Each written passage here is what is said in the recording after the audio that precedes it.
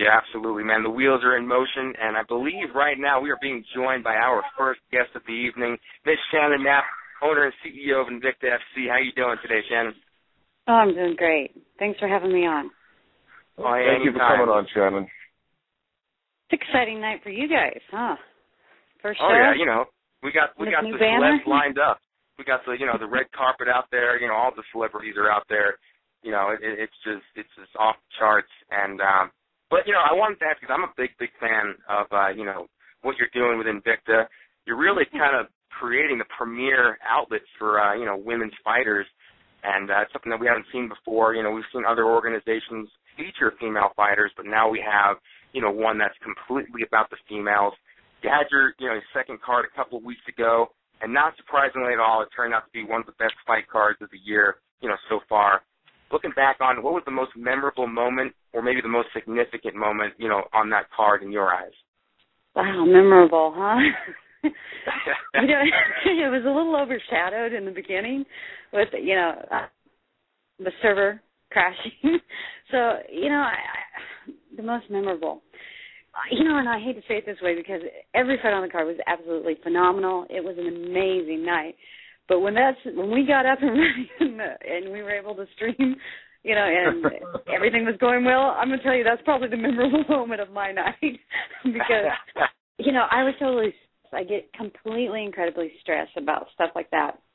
You know, I don't lose my cool, but it's one of the most important things to me because I went out there and told everyone, guess what? I'm going to give this away to you. I'm going to stream it live for free, and then all of a sudden it's not working. And, you know, earlier in the week we had issues with the streaming at the hotel. All of a sudden, you know, we're setting up for the weigh-ins, and the hotel has had something happen with their internet and the service that they were supposed to provide us to be able to stream.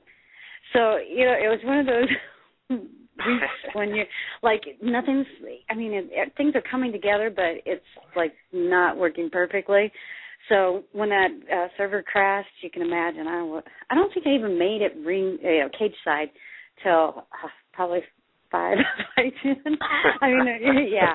I mean, I was, like, on it, watching. Like, if this thing goes again, boys, we're going to have a problem. So, yeah.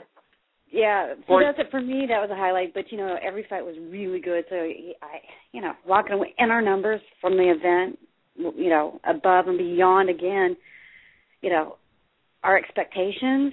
I think I never go in with any, but, you know, we are doing really well, extremely well.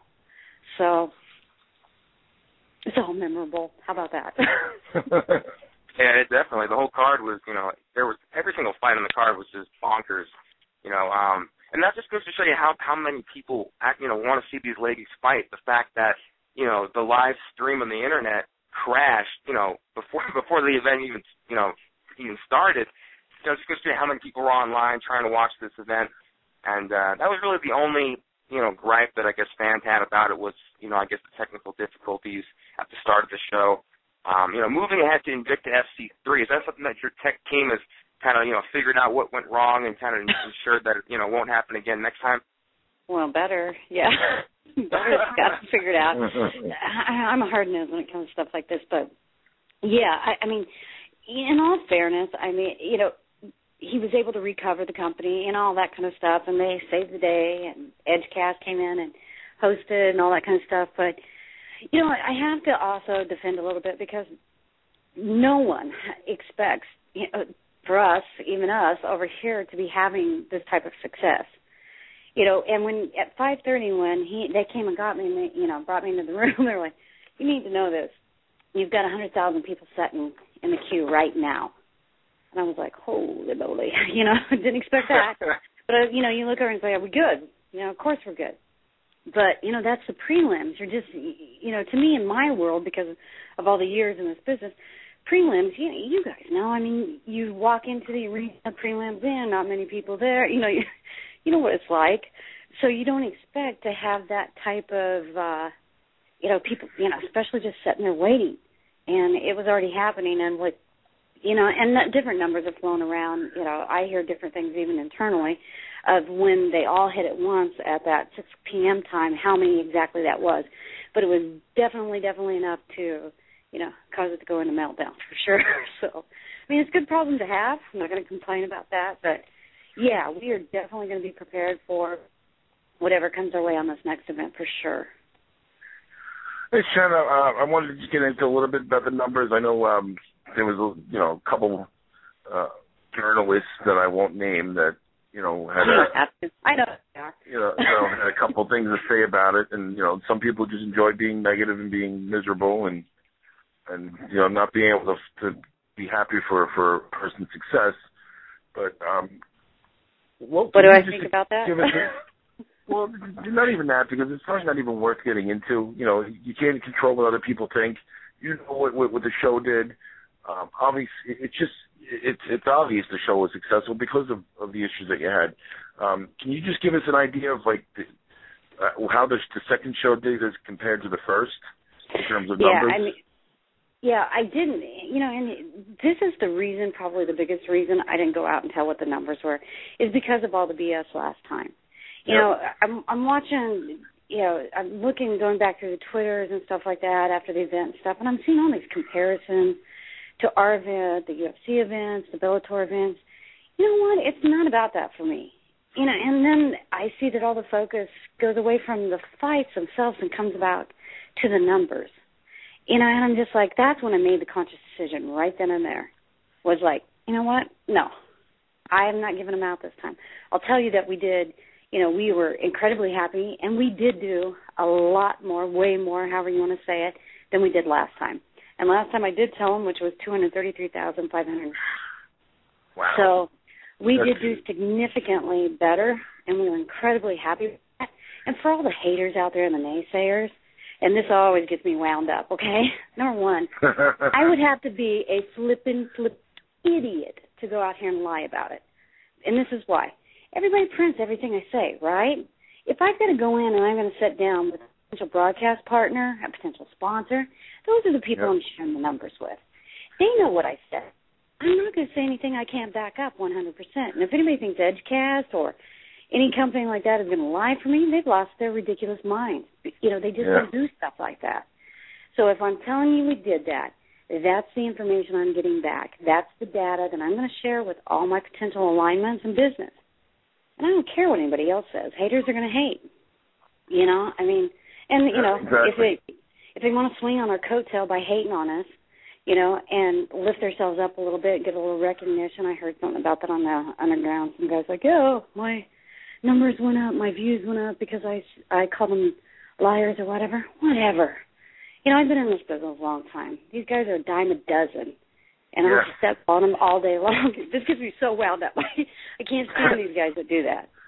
Yeah, they don't say it to your face. They just hide behind their little coattails and swing. That's what I love it. We pride ourselves on.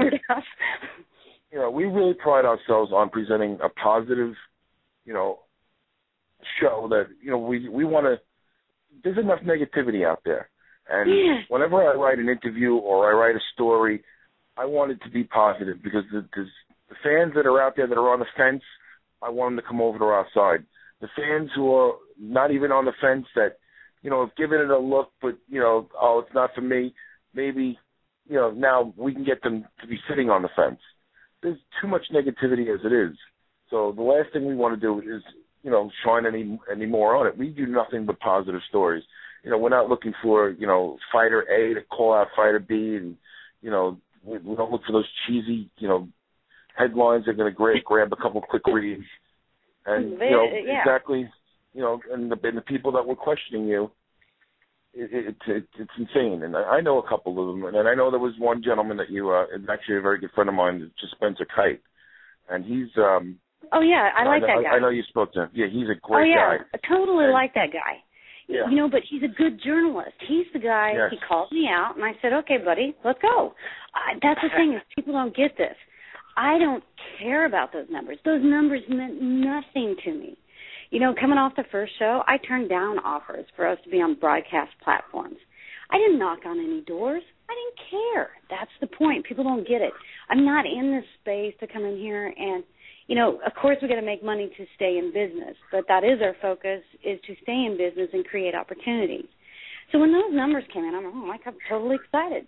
Amazing, way beyond anything I ever dreamed of. Second show, same thing. But the bottom line is that I am happy with those numbers, but those numbers don't make us or break it. I'm giving the stuff away for free. So what do I care? You know, and people just can't seem to wrap their brain around that. You know, and it's okay if they can't. But this Spencer guy, I really liked him. He called, I've been working with him for a long time, and he's been on the show a few times, and he is one of the top journalists out there. I would say easily in the top 3. Yeah, he's actually a guy I would show my numbers to. You see what I mean? I would show him the data to support it. I mean, he's actually, yeah, but the thing is with this guy, you know, he wrote an article. He called me out, you know, and he said, you know, I'll give you, you know, your opportunity to address it, talk about it. And I'm like, here's my number, call me, you know. And he did call. So we had that, you know, and I'll tell you just like I told him. I could give you a million different reasons why things are coming together. But could I pinpoint just one? Absolutely not. I mean, I'm as amazed as anybody else is with the success. You know, and I mean, there's so many factors going into this, and they're all incredibly, incredibly positive factors. If you know, I get phone messages every day. People, like, it's almost like we're that little engine that could, you know, everybody's trying to pull us up, you know, and I get a lot of inspiring messages like that. People just, like, love what you guys are doing, you know, you're an underdog. You got to remember that this was a space that nobody wanted to touch, not dive in like we did. You know, they dabble around. I call them weekend gardeners. You know, they dabble around and throw a few, and that's not in a negative way, but they have, you know, a few female fights on their car and stuff like that. But you guys know as well as I do, nothing grows in a weekend garden if that's the only time you're in there tending to it. So we decided to get in this space and, you know, roll up the sleeves and fight the fight. You know, and we're in here slinging it out every day, trying to make the difference. So hate us or love us. All I've ever asked is you give us an opportunity.